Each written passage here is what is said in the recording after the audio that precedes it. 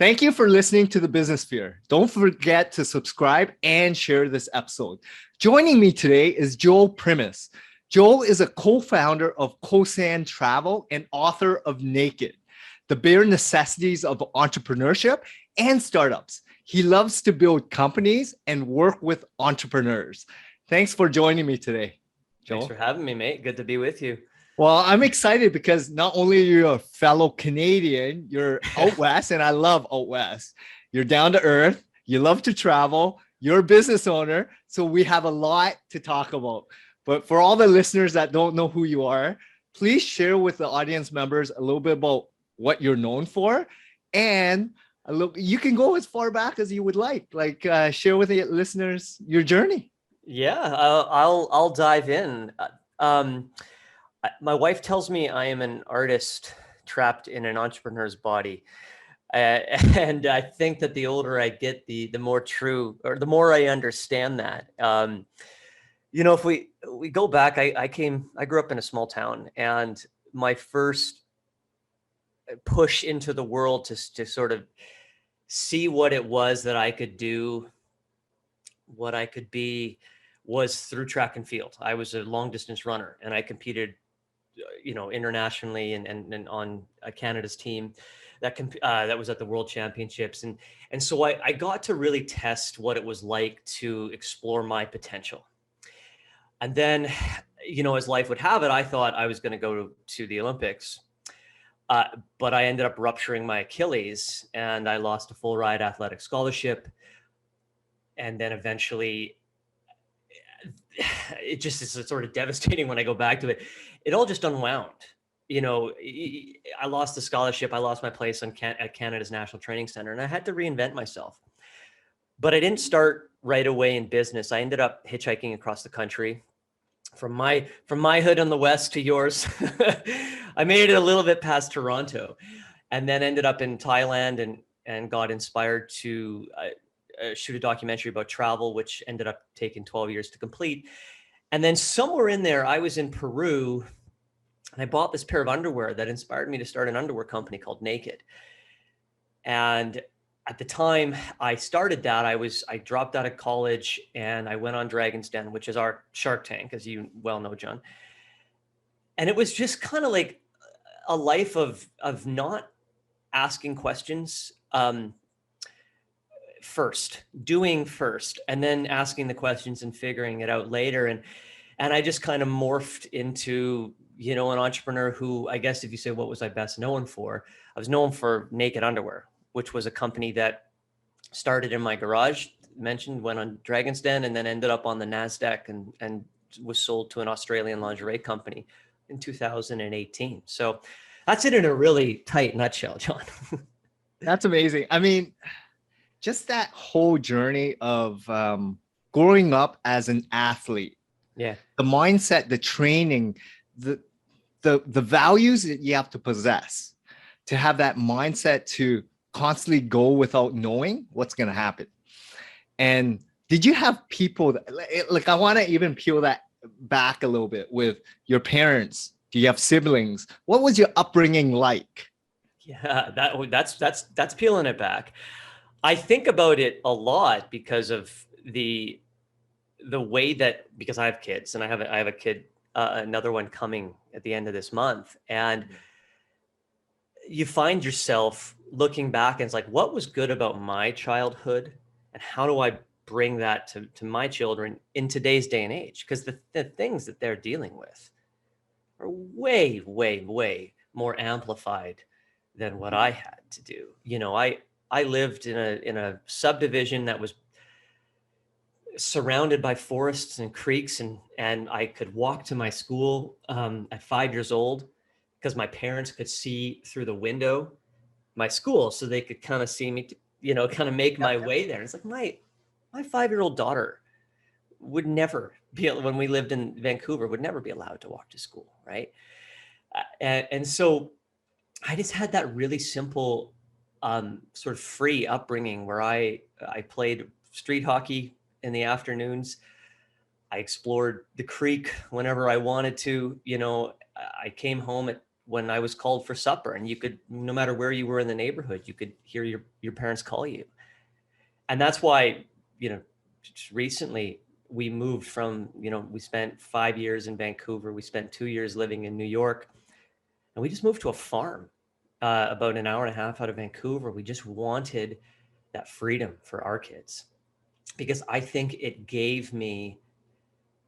taught me indirectly, not specifically, how to dream, through boredom, coming up with ideas, building forts, having that freedom to, I'm in this creek, and I'll be exploring up this creek and finding salmon that have spawned there. It's not deep. And you push into this new area of the creek, and you think you've uncovered a new world. And then you come back there when you're an adult, and you realize this creek is like tiny. Like, it's not, there's nothing to explore. It's so tiny. But as a kid, it teaches you to kind of face those fears and explore the limits of your curiosity. And so I think that's what, in part, helped me become an entrepreneur, who was not afraid to explore what made me curious without asking a lot of questions, putting myself in a situation. We got ourselves in dumb situations. Like, I remember trying to build a raft where this creek had, like, we get a lot of rain here, and so they have these like watersheds, and there was this ballooned out basin of water, and we tried to build this raft, and the thing like sinks in the middle, and like we're swimming in like sludge, and one of us could have died, but we just did it, right? And like, or maybe not, maybe it wasn't as dangerous, but that was it. And then when I became a runner, when I was 14, when I realized that there was some skill there, because you win something, and then people, all of a sudden you start to get these instant feedback loops. Somebody says you're good at something. Oh, okay, well, good equals I'm good. And then you get the taste of victory, you win something, and it's like, okay, well, that feels good. And everything in my life shifted very drastically at 14 when I realized that I had some capacity as a runner, because I dove all in, dead serious.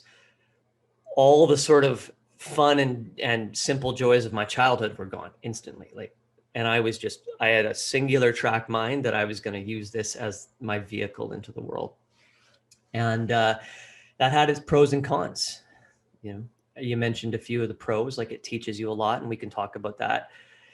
But it also had cons, because, you rip yourself you steal your own childhood from yourself, your own teenagehood, your own, the partying. And so I think when I ended up hitchhiking, that was me trying to find my way back to just more freedom and fluidity and flow in my life. And these are great nuggets, because, it's hard to train drive and, that willingness to commit, that grit, perseverance. But if you possess it, it's not everyone that possesses it, right? Mm-hmm. And then understanding, like, curiosity, open yourself up to, the abundance of what is out there, right? Mm-hmm. Being creative, and, you being a creator, right, of content, books, your business, and now trying to instill some of this into your children, right? Mm-hmm. And it's hard, because you don't even know if you know what you're doing. Like, I'm a dad myself, and I have no idea if I'm doing it right or wrong, but I'm having fun, and he's having fun, and we're laughing together, and we're crying together, and all these emotions are happening because we're enjoying the process, the growing together.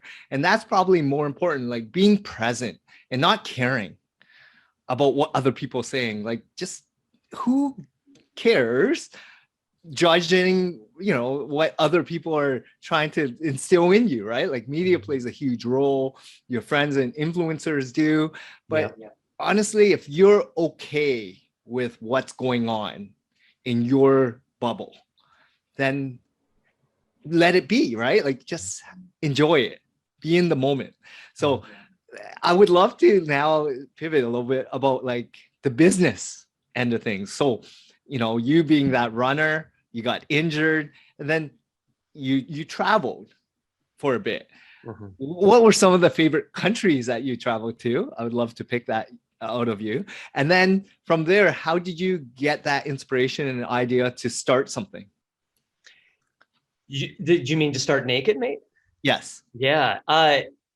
There's three buckets of, at least so far in my life, there's three buckets of travel. One was one was when I was 19, 20.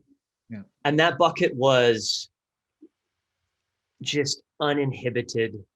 You're partying, you're pursuing sex, you're drinking, like partying, you're just, and there's no expectation that comes of it, right? It's just, you're just like, it's one of the ways that I find that I do think that we need to crash against the world a little bit, get in trouble, see what comes of all of that. And so that was like my first foray into the world was through that sort of lens of just young, don't care, partying, having fun. Um, and then, but I was like, wow, there's just so much to share and uncover. And this is a pre-Instagram where people have exposed the world and all its beauty through Instagram.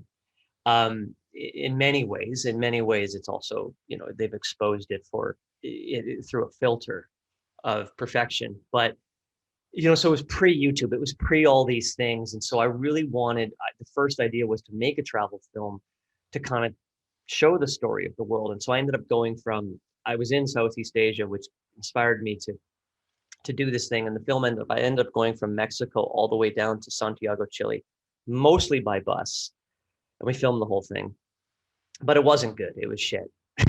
So, like, not the trip, the filming was shit. And I was with my brother, and he just thought it was so disingenuous to be trying to film this thing instead of just trying to be in it and be in the moment of it. And my brother's like just pure to the core like that. And I was like, no, I have this like creator in me that wants to take and make content from everything.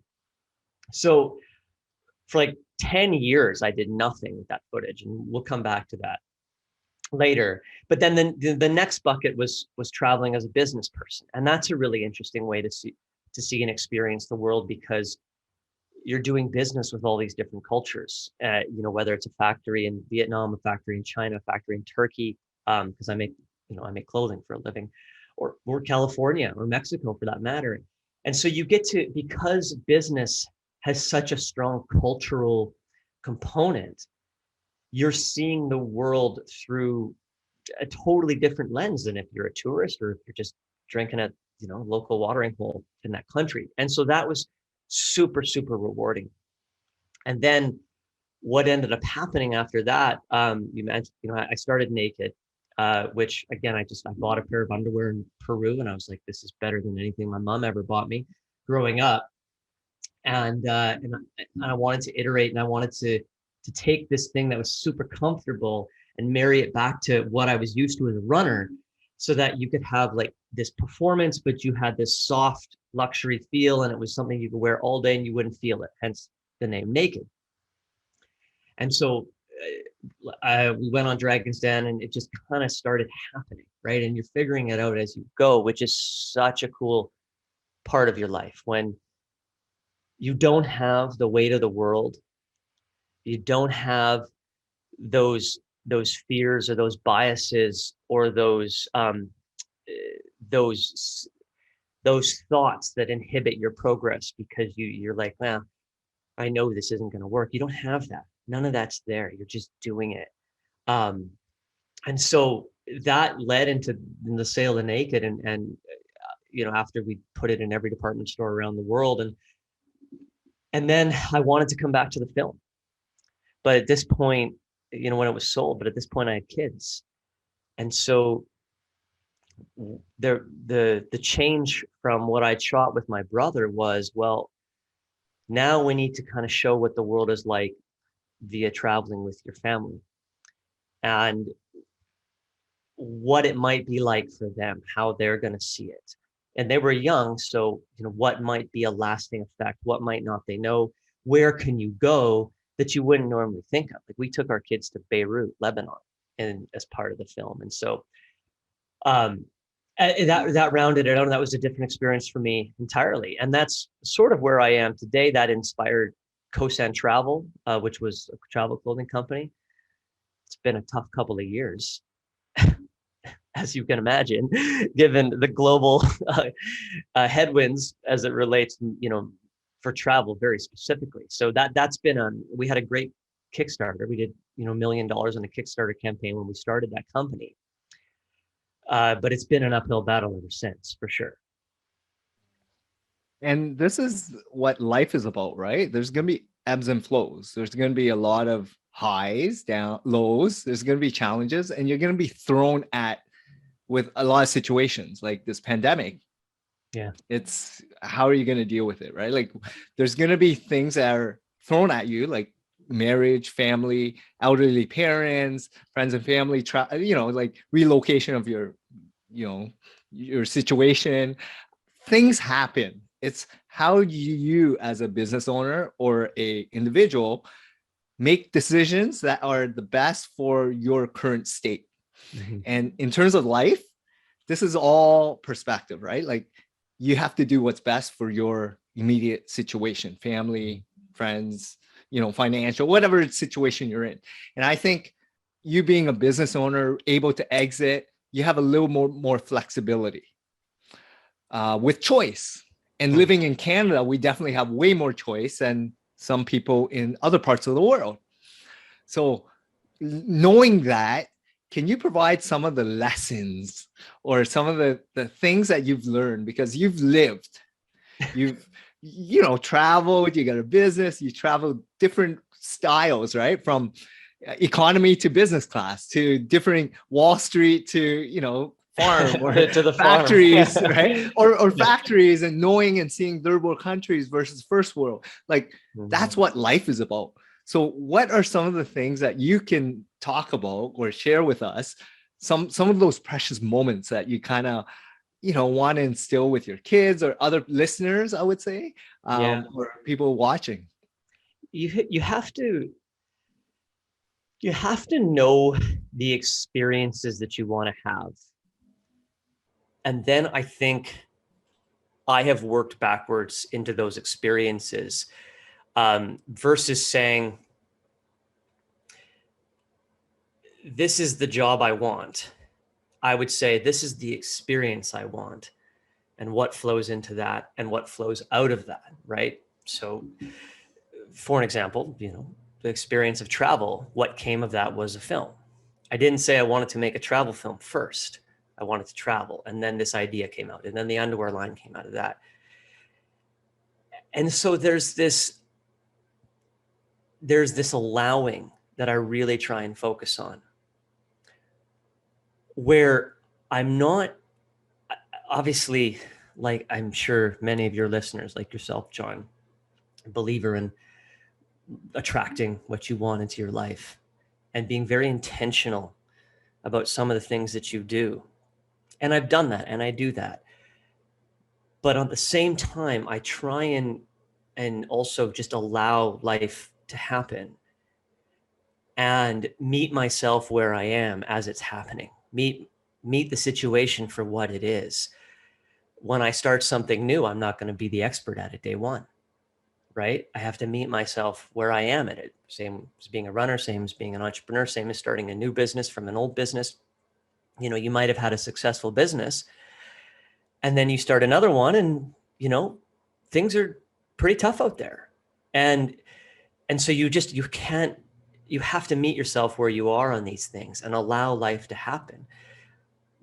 I didn't anticipate having a third child. That is, we were at a place in our life where our kids at 10 and 6 were far more independent. I don't know how old your kids are, but they get to this point where it's like, oh shit, I don't have to manage every second of their day anymore, right? But for some reason, I'm going back to this other place. So I just have to allow it. Kosan has struggled in the pandemic. I have to allow that. What is that telling me? What can I learn from it? What should I do with that? And sometimes you got to just fight for it. And sometimes you got to take a step back and say, I'm not going to be reactionary to all these different things that are happening. And I mean, I'm a highly irresponsible adult, and I'm a highly irresponsible entrepreneur in the sense that I don't have, I play the long game. I know that over time, I'm going to have wins and I'm going to have losses. I've made millions and I've lost millions. And I don't foresee that ever changing. And so I look at it and say, over the long term, I know I'm going to find my way there. But in the short term, I'm gonna follow my curiosity. I'm gonna go back to the creek example. And I'm gonna explore and do the things that I want to do with my life now. And sometimes that causes me a lot of pain financially, or it was a bad decision. And other times it opens up entirely new doors. So I'm not so meticulously working towards some long-term goal. I'm trying to be, where I am now, and trusting that end will be, what it needs to be. I guess it's just, I've found that it works for me some of the time, and other times it stresses me the hell out. It's like, why the heck, when I look at a lot of my friends who have taken more stable paths, I look at them like, oh, shit, that was probably what I should have done. And then other times I'm like, no, I love this ride. I want to take the ride. I want to be on the ride, wherever that ride goes. No, that's amazing, Joel, because everyone's different. And, you being present, you knowing how you want to live, and just being free. It seems like you're very spontaneous. You love, just enjoying the moment, and planning might, if you have a goal, like you being that runner, doing well in your business, like these are good goals. And there's going to be things thrown at you because you're not an expert, and no one ever starts something knowing everything, right? You got to figure it out. Just like being a parent, like your 6-year-old and 10-year-old, now this newborn, is going to be different in terms of what they're going to be learning, how they absorb, because it's a new environment, new situation. Where you're at in your life and standpoint is different than when you had your 6-year-old and 10-year-old. And that's what life is all about, right? Like acknowledging where you're at, acknowledging what's going on in your situation, and don't compare to others. It might be good to reflect and talk to people and share ideas, but I'm in a really good stage in my life where I feel like there's less stress than ever. I live in the moment. I don't worry, because honestly, what's worrying gonna do to me? It's gonna stress me out. It's gonna have negative impacts on my circle, my team, my company, my everything. And why should I send that vibe over? Like you talked about, vibrations, and it's not good, right? And it's not healthy. So be in control of what you can. And so for me, it's like just living. And you talk about this a lot. I love just living. I love traveling. I love exercising. I love sharing and doing content and creating, and just being around people that are like-minded. When did you have that shift though, John? Because I know for me, there was definitely a shift. I imagine for you, it was the same. I imagine there was a time when you were very singular focused and stressed and worried and saying, this is the box of my life that everything has to go in it. When did you shift? How did you shift? It was, so for me, I mean, my journey is a little bit different, of course. Grew up as an immigrant, 4 children, fourth child, left Vietnam War, didn't have much growing up, all that stuff. But growing up, I loved travel. Like my first foray of travel was out in Europe for a year. And then from there, it opened up the world, because I was in this little community. I came back, everyone was still doing the same thing. And I knew there was way more out there than I knew, right? So then I got into business, like just sales, marketing, and just career-wise. But when I got married, started a business, had a family, like all these gave me more moments and experiences that I cannot even imagine where I would be without them. Yeah. And once I have clarity, and yes, I'm very goal oriented, but it's not for everyone. But if I've already situated myself, planned ahead so that I have less worries on finances, health, my relationships, then I have less stressors. If you alleviate all the stressors and you live presently by preparing yourself a little bit, recession proof, pandemic proof, whatever proof, then you're in control. So I would say probably 3 years ago, I put together a plan, like this whole life plan of mine, right? And just stuck with it after a couple months, fully present clarity, and I'm living happier than ever, present as ever, and enjoying this entire ride. How much control do you feel like you actually have? Because I think that I have experienced that the only thing I really have control over is my mindset to whatever is happening. And that's what I try and focus on, is not any sort of plan that's going to say this will, survive contact with the enemy, if you will. Like, it will, when it's all going to go to shit and be chaos. And the only thing I have control of is my inner, is what's in between, my head, my ears, and following, my heart, and trying to find equanimity, and being sort of a Jedi master of acceptance. So often I find, like, when I have expectations about what I want, it's when I'm most stressed. Do you find the same? So I think letting go for me, the mind, when you have complete clarity of what you want, and then things change, right? Like, Yeah. there's going to be a lot of pivots, there's going to be a lot thrown at you, but you still have that intent. Like, I've been able to just start this agency. It's an SEO company. Yeah. Not knowing anything about SEO, I just jumped in and I built it, grown it. But then having people that I are along with this ride, right? Like, I have a full team, and they are the greatest representatives of the organization because they fit my values and culture.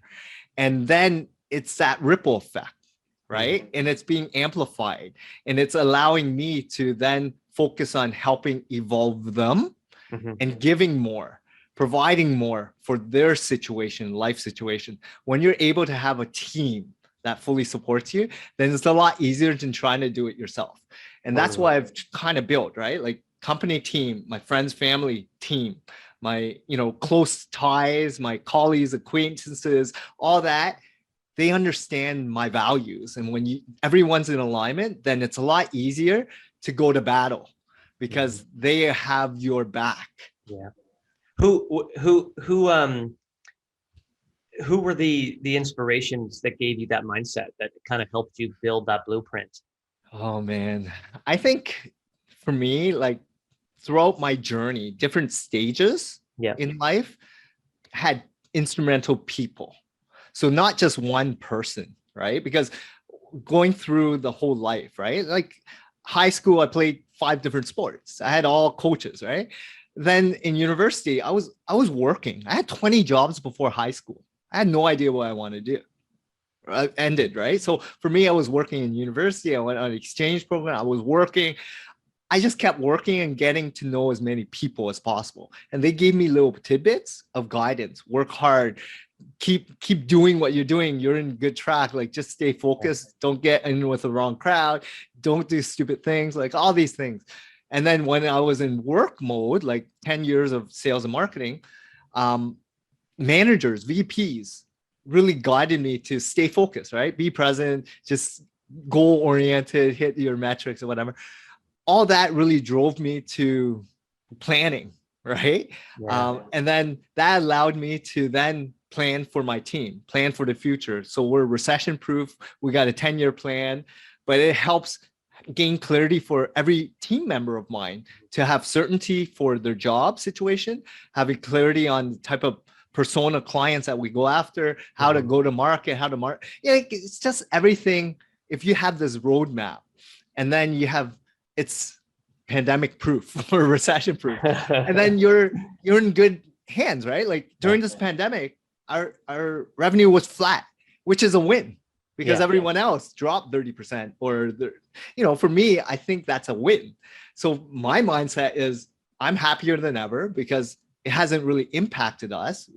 The year just started, but we already got a couple of new clients.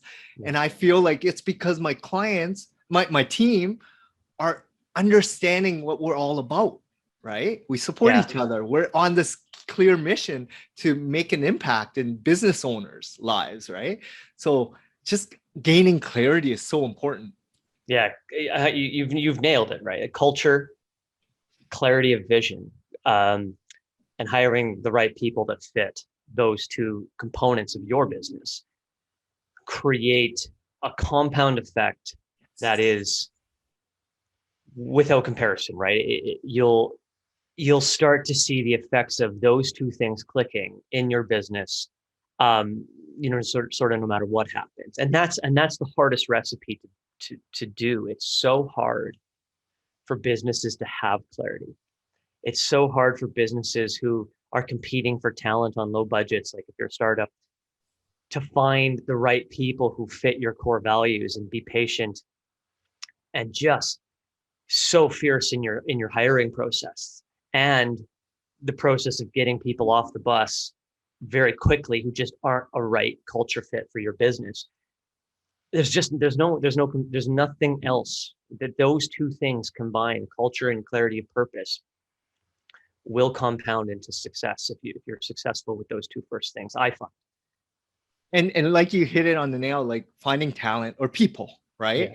I'm fortunate to be somewhat like a connector, right? Relationships are my go-to highest value ticket item because the people throughout that journey of like life, right? They either resonate with you or they are not in alignment at all, right? Yeah. So you're going to connect with different people and different values and everyone in between. But throughout those years, I got to know so many good, inspirational people that meant a lot to me. And I stay connected. I wanted to help. I listened. I wanted to understand what's going on in their situation. Like, what's your strategy on nurturing relationships that you are not trying to monetize and they're not necessarily your friends? Like they're a business friend. They're someone you care about. You go for a beer with them, but they're not, not the people you're talking to every week. And they're not necessarily your 2 a.m., phone call if you need it. Like what's your strategy on that? Out of curiosity. They don't have to be. My strategy has always been constantly give, no matter what. So I've been a giver I'm a big Raptors fan. So once a year, I just give tickets. I give gifts. I go for coffee. I go for lunch. Yeah. I get to know people. And that's a very time, a lot of time is involved, but it means a lot because a lot of people don't even have someone like that that wants to do that in their circle. So if you stand out and you're just doing what you love doing, like I love just social interacting with people, right? I go to the gym and I'm talking to 80-year-olds to 40-year-olds and we're going for coffee and lunch. You're the guy talking at the gym? You're that guy? But you know what I mean? Like, because I'm curious on life in general. Like, what triggers people? Why are they so happy and how are they still fit and active? And what is their circle like? What made them become who they are, right? Like, because I'm first gen, I've been never a Canadian. Like my parents are from Vietnam, so it's different culture upbringing. So I want to engulf in what's going on here in Canada. So me being ultra curious, like you are, that's what I do. And I enjoy it. I thrive for it. Even the neighborhood that I live in, I'm at the park with my son. right? And we're there for a couple hours, and I get to mingle with all the parents and all the other kids, right?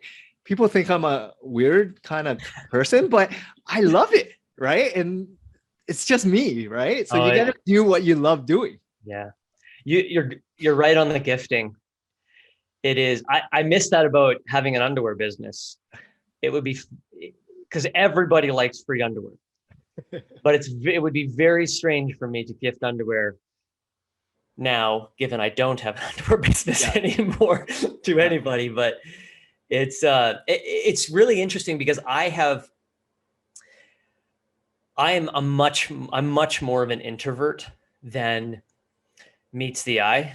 If you see me present or whatever, you're going to think, oh, that guy's an extrovert. I'm not an extrovert. I am a loner introvert who seeks solitude at every turn.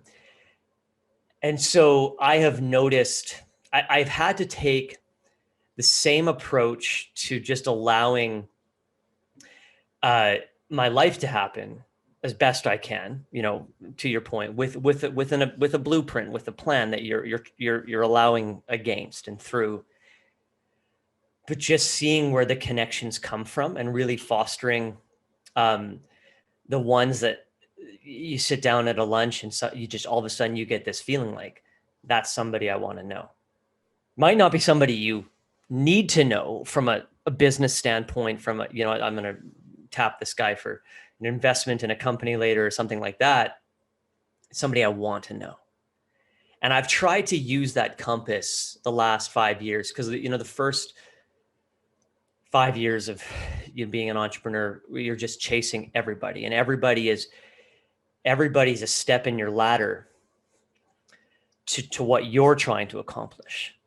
And then trying to flip that and be like, how can I be a step in this person's ladder for what they're trying to accomplish? 1, 2, is this somebody I actually enjoy their energy, their presence, and want to, have in your life long term, even if it's only once or twice a year, you connect and you see the person. So that's been an interesting toggle because I'm not a power connector.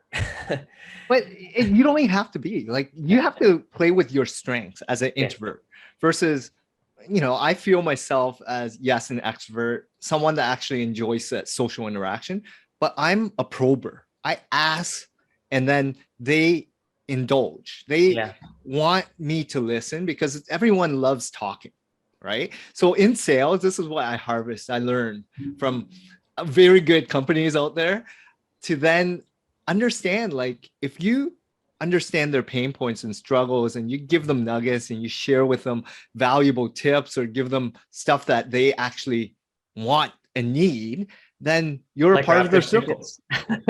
No, but I love I've been a season ticket for like 15. Oh man, that's legendary. You're legendary giving away Raptors tickets. or anything that actually I enjoy being social, right? Doing things like I'm now skiing, I'm skating, I'm doing things that I've never done before, right? You're skiing in Toronto?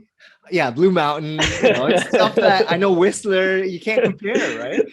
But I'm taking these sports up because my son, I want him to engulf in this culture that we have 4 seasons. How old is he? He's 6. He's 6. Okay. Yeah. So all these things are like life experiences that I've never experienced myself. And I'm bringing it forward, right? Skating, I've never skated, but I bought skates because he did last year. And now we're skating together, right? Stuff that are fun, like rock climbing. We just started picking it up. Oh man, that's the one thing I'm itching for. I feel like as a pastime, it's not only physical, but there's such a strong mental component. There's a camaraderie component too. So you kind of tick all the boxes of but that mental component, because I look for things and say, what are the things that I can do that are really going to disconnect me from all the good shit and bad shit that I'm thinking about all day long, right? That's just spinning around in my head. And I've had a few tastes. I did a bit of rock climbing in Argentina, not a lot. And I was like, wow, when you're gripped on the side of that freaking mountain, you're just like, that's all you're thinking about. For survival. And I have found, like, like, let's say you go for a hike which I do with my dog and stuff. And there's that period of unwinding before you're totally out of your head. With rock climbing, it's like as soon as you're on the mountain, you're out of your head. You're like, you are so present. So have you done just in the gym, or have you hit I'm some? just starting. Like everything for me is these are all new experiences. Yeah. Just like nutrition and health, like I'm now going hardcore in biohacking. I'm trying to learn as much as possible so that I can sign up for the Tough Mudders and Spartans in this world, like just stuff that are like you've been a runner and maybe ultra marathon, like these things, bucket list. I got to just do it, right? Yeah. But I got to mentally prepare and train. And then I'm absorbing a lot of content on best practices and how to, have a good regimen so that I don't get injured. Yeah. So the big thing as you age and become more wise is your body's not the way it used to be when you were in your teenagers and 20s, when you could recover very quickly. Yeah. So How do you understanding and optimize it? acknowledge all that. Yeah. I was injury prone at 20, so but what I am going to be at 30 and 30, I'm 35 now, but like 40, 50, I'm going to really have to hack the body to, I think about doing the endurance stuff. I think that there's a spiritual component to that. Because it's one of those things through endurance sports is one of the true moments where it brings you into your body in a very spiritual way it can be very empowering for people, but it also can teach them what they didn't know that they could do. So I'm a big proponent of or champion of people attempting endurance sports. But yeah, for me, I have to look at it very carefully because I know that my body, based on what I did to it from the time I was 14 to 21 in terms of the training as a runner, and just however I'm built, I have to be careful. I have to be very calculated in that approach. And you also have to look at where you're at in your life, right? Yeah. Because there's a lot of situations that you have to deal with being another kid coming along, your responsibility, right? So, what is more important today? Yeah. Right. And people have to give up certain things in their lifestyle, right? Because it's what you got to do, right? I'm not very good at that, John. I just layer it on. Oh man. It's the tower that's going to crash. That's when I learn, everything just fell apart. What mistake did I make? Yeah. So tell the listeners about this new travel business of yours, because we didn't really talk about it as opposed to this naked business. Yeah. I've been known as the naked guy for so many years that it's nice to talk about Kosan Travel. But have you been to Thailand? Yes. You've been to Kosan Road? Kosan Road. Oh, Yeah. So that's where the name comes from. Yeah. We wanted, like, we saw this again pre-pandemic, 2018. Travel was at a peak. People were changing their lifestyles to be more digitally remote. Like, there's no travel brand for millennials. You have the older brands, you have the outdoor brands, but you don't have a millennial focused travel brand. And that kind of combines the freedom of being in a new country and how you might dress or act and express yourself, mixed with I'm still employed by a company and I'm still employed by John at SEO search, so I gotta be in that scene, in that Zoom, for Zoom calls and different things like that. So we wanted to create like a hub, like Kosan Road was that central place where backpackers and travelers come and go from, where you could just buy everything you needed in one click for any trip anywhere in the world. And that started with a dress. That was our MVP that, we took as the sort of the needle that was going to thread this business. And we, like I said, we got started with it and we still have that great dress, but we've had to on and off pause it throughout the pandemic because the headwinds were just too expensive to fight against. And the same sort of thing happened. We literally got back from Beirut, which was the last country we filmed in, The country prior to that had been Vietnam, with the kids. And we were finishing the film, and then the pandemic hit. And we're like, oh, now we're gonna. So we haven't actually launched the film yet. But those are kind of be the ending marks of what was a very long journey. And now as 2022 happens, those things will be, well, specifically the film will be out, and it will kind of be, what's next? Where do we go from here? Yeah. But you started it based on a vision, on you wanting, because you had some success in your previous company. So you Yeah. kind of understood apparel. You Yeah. understood you like the marketing aspect, the Yeah. type of profile that you want to go after. But of course, with this pandemic, like travel hospitality, a lot of people are just hesitant to get back out there like it once was, right? Yeah. So did you have to pivot? How did things change? Are you still on course on like what's going on in your space? So we lost, like, we had $1 million of angel money that just all evaporated within the span of a week. But there was literally that one flex week in March, where 2020, where everything changed. That was a tough pill to swallow, to watch. That was sort of a year's worth of effort in going down the funnel of raising of angel forums, where you start. Angel forums are very competition based. So you start out and you go through kind of like a series of pitch competitions, and you get selected. And every time you get selected, you kind of move on to the better audience, or you get to go on the road show or something like that. And so we'd gone through that, and we'd just done like an 8-city road show: Seattle, Portland, Bellevue, Vancouver, Kelowna, a few others. And we'd raised the money. And it was all there. We even had signed sub agreements, and investors like, I'm not sending the cash, So that was tough. And we sort of paused the business for a while. We let everyone go twice in the last 2 years. We've hired people back and then let them all go. They were covered under wage subsidy, so it wasn't so painful like you're sending somebody off to nothing. The government of Canada, fortunately had things in place for them. We did pivot to PPE for a while, but that was an expensive mistake.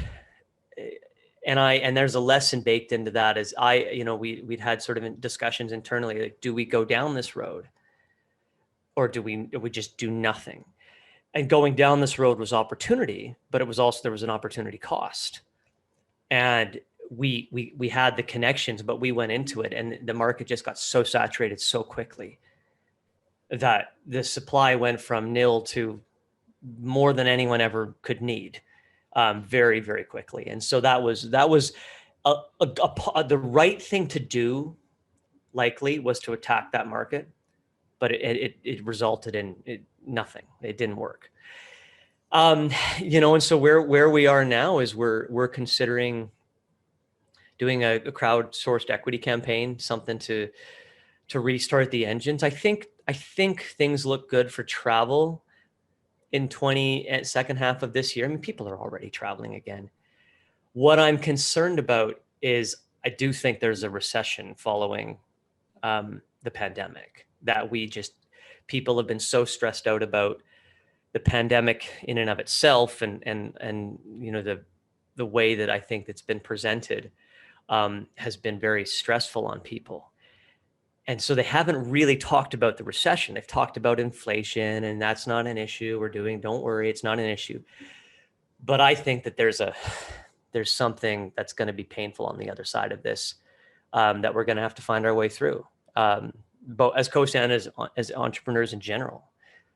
So that's not a very rosy story I shared, but it is what it is. It's what it is, right? And as a starting angel investor, or anyone that's starting to run their business, early stages, these are the realities of life, right? Like, you're in a different industry. You're an industry that has been hit pretty hard. And if you want to pursue this industry, you either have to live with what the situation is today, Yeah. And it's hard to forecast and project and predict what's going to happen. Unless you want to change industries altogether. Even with those industries, it's not as stable as everyone thinks, right? I don't think anything at this moment in time, or I don't think most things are as stable as we think. That doesn't mean that people won't find a way through. I think a lot of digital is fine. You know, what you do, people are always going to need that. You know, what does that iterate into when you talk about metaverse, when you talk about um, blockchain, when you talk about, you know, voice search versus typing it into Google yourself? Like, there's iterations, but as a whole, people are always going to need the service that you provide. And so I think that, and things like that, that's always going to be there. And watching the pivots that maybe you can expect, maybe you can't expect. Facebook became 10 times more expensive to do business with in the fall of this year than it was any point in the history of any of my companies. You know, a series of events led to that, all the stuff around privacy and so on and so forth. So those things are tough to forecast for. You know, the supply chain issues, the power quotas out of Asia wreaked havoc on us. And even if we make locally here in Vancouver, which we have and can do, there's still, where's your fabric coming from? And so there's all these things that it's really, really hard to predict what's going to have the chain reaction to something else. Or at least, you know, I'm just maybe I'm just not smart enough, but you know, so it was kind of like there's so many factors. And I think that any entrepreneur starting up today has to really holistically look at, holy shit, look at all these things that just happened from the pandemic. It wasn't just that people were traveling less. It was so many things. What possibly could be the next group of things? And really think hard as to whether or not you want to retrench a little bit, save up more money, maybe, or just wait and see, because everything shifts. You know, with a news announcement, everything shifts. You know, I was talking to investors in the fall, and they thought the pandemic was over. You know, Yeah, and things are out of your control, right? yeah, And timing is a lot to do with life as well. Like as an entrepreneur, yeah. you're, you know, you want to get things done quicker, faster, more efficiently, you know, and scale as quick as possible, growth 10x or whatever. But the challenge is reality is going to hit. There's going to be stuff in your way. Is how Yeah. do you make decisions that are best for yourself, your family, your investors, your clients, your staff, and you got to live with your decisions, right? And Um, not chase shiny objects. yes. I really warn, like, today's an exciting world. We have a new layer of economic opportunity through NFTs and Bitcoin and blockchain and metaverse that are all people hear about. And I just say to someone, yes, but that doesn't mean that's your lane that you're going to be successful in. And it's like, I consult for all these companies, and they're like, how do we bring the NFTs into our business? Or how do we offer a coin? And I'm like, whoa, like, get profitable. And then maybe, once the foundation is solid, to your point, there's just this ecosystem that's working, then maybe look at something and see if it's a logical fit, but not a stretch fit. That's a bubble on a bubble that will be here forever, but there will also be so much collateral damage that falls out of these things. And you don't want to be the one just jumping on the bandwagon without really understanding it. I read about it every day. I don't really understand it, like in the way that some people might, and that's why I have to be careful what I dip my toes into and where I can really be effective in bringing value to a situation and bringing, compound return on my investment, both my time investment as well as my cash investment. And that's risk, right? Yeah. And as a business owner, entrepreneur, you have to realize why you're doing what you're doing and at what time, Yeah. and the profile of it all. Like, what's the worst thing that can happen? If you're okay to lose it, then it's okay, right? To risk certain percentages. But until your core foundation is in place and you have stable, revenue, you have projections of, whatever it is, then it's okay to try different things. But right Yeah. now, it's probably not a good time based on what's going on economically, things within your control or not, like, how guidelines and restrictions and all these supply chain issues and, Yeah. all the costs going up and everything, right? Inflation's going up, like you mentioned, recession, things that are more global in scope is going to happen. So this has been great, Joel. I mean, I know we kind of went off topic a couple times, but this is great. I love our conversation. We're definitely going to connect off topic, but what's the best way listeners can get in touch with you, reach out to you if they have any questions, get to know a little bit more about you? The best place is joelprimus.com. Okay. I try and funnel everything through there.